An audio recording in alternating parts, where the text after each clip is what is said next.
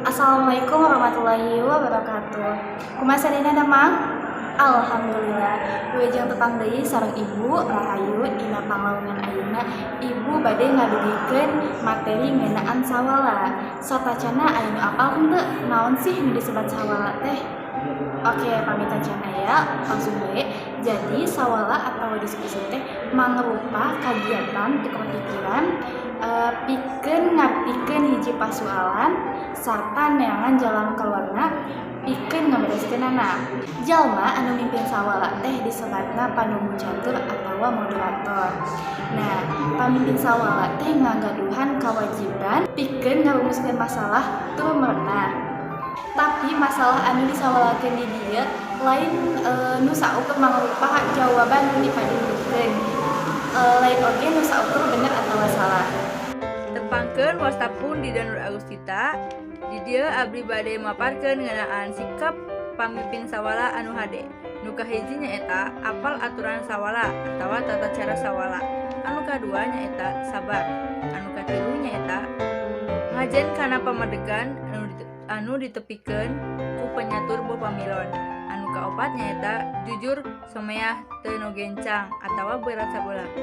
Jalma anu tugasna pikeun nuliskeun hasil sawala disebut girang serat. Anu ilubiung dina kagiatan sawala disebut pamilon. Tepangkeun Pasta Bapak Aditya Farul Fauji, materi nu salajengna nyaeta ngeunaan diskusi. Saasana diskusi dibuka, urang kudu nangtukeun heula anu mimiti jejer atawa topik, nu kadua panunggu catur, nu katilu pupuhu, nu kaopat juru catur atawa pangjejer, nu kalima urang kudu bisa nepikeun kaluyuan atawa ngahulang nolak kana pamadegan batur diskusi. Nu terakhir nyaeta nu kagenep kudu bisa mere atawa mangemukakan sawangan kanu nyatujuan atawa ngahulang pamadegan batur. Tepangkeun wasta Bapak Wepi Abdiansyah, materi selanjutnya nyaeta tujuan tina sawala.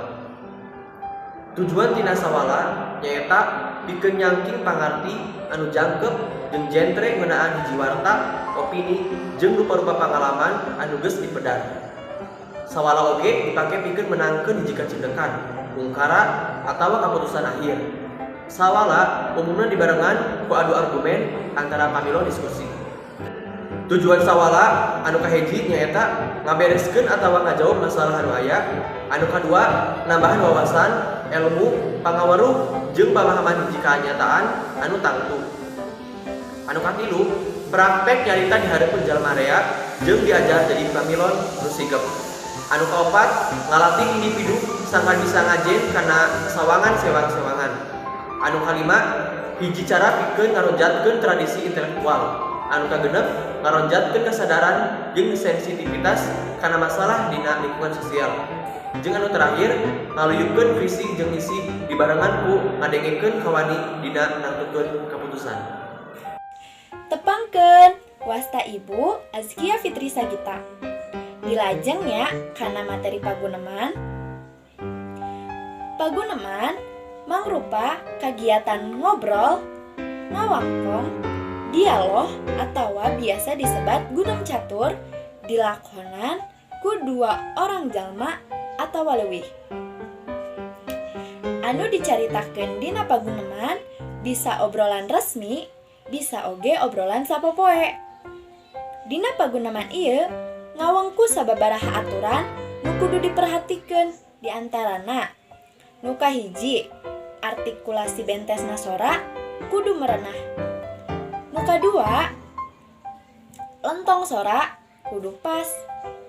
Anu katilu kekecapan nu dilarapkeun kudu diluyupkeun lawan nyarita.